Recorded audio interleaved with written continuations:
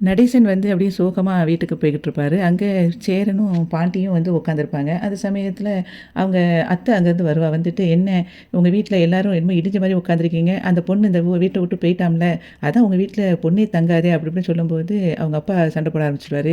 "இப்போ உன்கிட்ட யாராவது கேட்டாங்களா? இப்போ நான் பொண்ணு உனக்கா பார்த்து வச்சிருக்கு. தேவையில்லாம எதுவும் பண்ணிட்டு இருக்காத. முதல்ல இந்த இடத்த விட்டு காலி பண்ணி போ" அப்படின்னு சொல்லி அவங்க தங்கச்சிகிட்ட சண்டை போட்டுட்டு இருப்பாரு நடேசனு. அப்புறம் அவங்க தங்கச்சி போன பிறகு உடனே பாண்டியும் சொல்லுவான், "வெளிய போகவே தல காட்ட முடியல. என்ன செய்யனே தெரியல. போனாலே ஒவ்வொருத்தரும் இந்த மாரி தான் கேட்டுக்கிட்டு இருக்காங்க."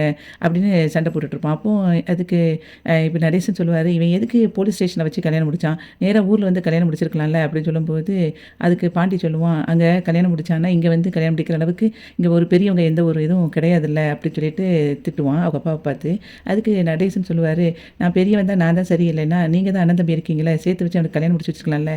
அப்படின்னு சொல்லிட்டு சேரன பார்த்து சொல்லுவாரு, "இங்க பாரு சேரா, நான் ஒன்று சொல்கிறேன் ஒன்று.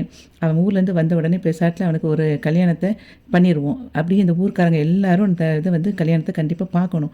அப்போ தான் வந்து இந்த பொண்ணுங்க தங்காத வீடுன்னு யாரும் சொல்ல மாட்டாங்க. அந்த பொண்ணு கண்டிப்பாக இந்த வீட்டில் வாழணும். அவளை தான் சொல்லுவேன்." அப்படின்னு சொல்லிட்டு அவர் போயிடுவார். போன உடனே சேரன் சொல்லுவான், "இது நல்ல ஐடியாவாக இருக்கே." அப்படின்னு சொல்லும்போது, "ஆமாண்ணே, முத அவர் வாயிலேருந்து நல்ல வார்த்தை தான் வந்திருக்கு.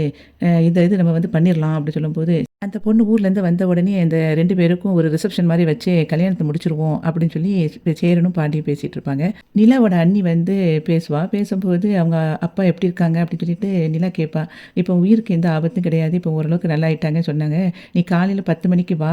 அப்போ வந்து நான் மட்டும் தான் இருப்பேன். உங்க அண்ணன் வந்து சம்பளம் குடுக்க போயிருவாரு. அத்தையும் வீட்டுக்கு போயிருவாங்க." அப்படின்னு சொல்லிட்டு இருப்பா. சரிண்ணே, நான் வந்துருந்தேன்." அப்படின்னு சொல்லிட்டு இருக்கும்போதே வாசல்ல வந்து இவன் நின்னுகிட்டு இருப்பான் சோழன். அப்போ இவ கேட்பா, "ஏங்க இன்னும் நீங்க போகலையா? இவ்வளோ நேரம் நைட் ஆயிட்டு இன்னும் இங்க இருந்திருக்கீங்க." அப்படின்னு சொல்லும்போது, "எனக்கு உங்கள மாதிரி அப்படி டக்குன்னு போக மனசு வரலைங்க." அப்படி சொல்லி சொல்லுவான். "ஏங்க நீங்க இங்க இருக்கிறது சேஃபே கிடையாதுங்க. உங்களுக்கு புரியுதா? நீங்க கிளம்புங்க." அப்படி சொல்லும்போது, இல்லைங்க, உங்களுக்கு எதுவும் பிரச்சனை ஆயிடக்கூடாதுன்னு பார்க்கேன்." அப்படி சொல்லி சொல்லுவான். அதுக்கு அவ சொல்லுவா, "இல்லைங்க, எங்க அண்ணன் பயங்கர கோவக்காரன். உங்கள ஏதாவது பண்ணிருவான். தயவு செய்து நீங்க கிளம்புங்க." அப்படி சொல்லும்போது, "சரிங்க, நீ உள்ள போங்க, நான் போறேன்."